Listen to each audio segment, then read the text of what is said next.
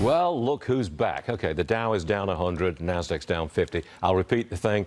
Look who's back. Put him on the show.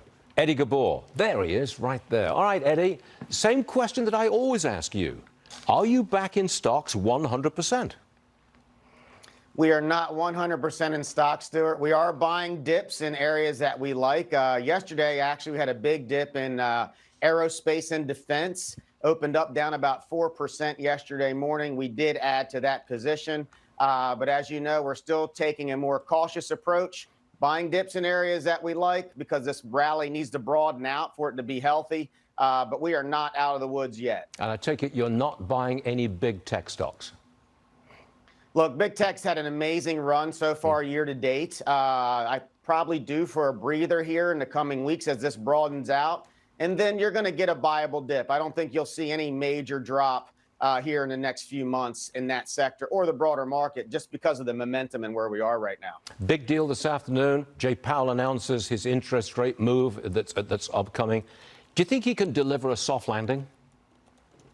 Stuart, I don't. I mean, we can debate whether they're going to raise rates one time or two more times. The biggest problem we have right now, in my opinion, is they're not going to cut rates anytime soon. So that means the cost of capital is going to stay really high for the foreseeable future. You're seeing the strain on commercial real estate. The consumer is getting weaker.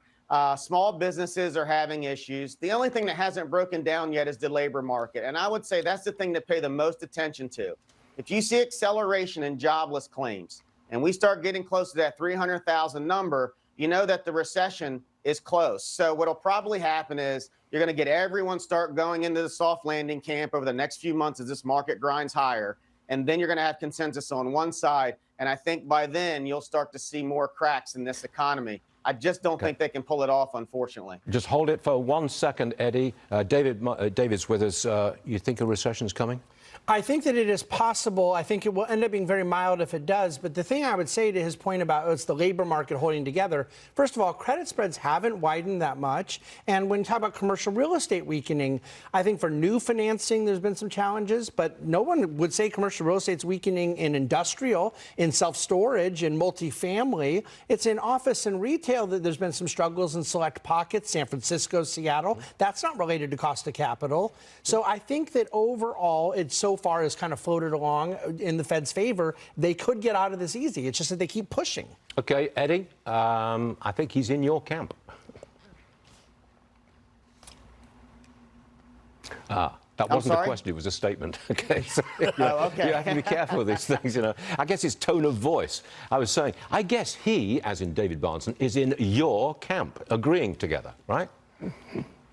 Yeah, and look, I think the biggest thing with the cost of capital is the refinancing. There's trillions of dollars of debt that's going to get refinanced on the commercial side and on the corporate side. And that cost of capital is going to be higher. So that's going to affect the bottom line. And so I think we can't celebrate a soft landing yet.